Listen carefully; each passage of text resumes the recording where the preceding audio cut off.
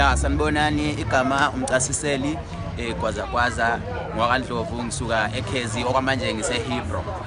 Na le ndaba le yama dreadlocks kushuthi isidume kakhulu lana eHebron nedorobheni jikelele. Kushuthi abantu bayenza lokho ukuthi mhlambe mabehlangana nayo khoneni uyavinjwa uqunywe izinwele bayibaleke nazo. Futhi laba abantu batargeta kakhulu abantu besifazane okuyibo abantu ababonakala bebanjwa kakhulu.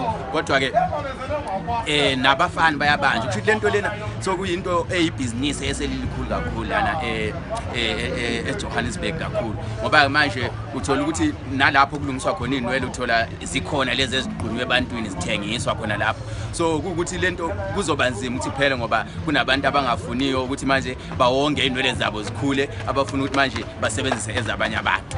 Leyo nto kushuthi it's obvious ukuthi ngoba nami njengomuntu onale dread futhi selingathi likhulile batargeta wona lawa ngathi ekhulile ngoba yiwo akwazi ukuthi akunikeze imali ngoba mawungaba nalo mhlawumbe elingaba u15 cm liyakwazi ukuthi likhiphe mhlawumbe 1500 kusiba kanjalo. So kuyibhizinisi elikhulu futhi manje akekho umuntu ophephileyo as long enalo irasta kushuthi engakusho kubantu ukuthi la uhamba khona ubheke ungangeni endaweni ezingathi manje zinobumnyama noma impotopoto le khona kushuthi kulapho abatargeta kakhulu.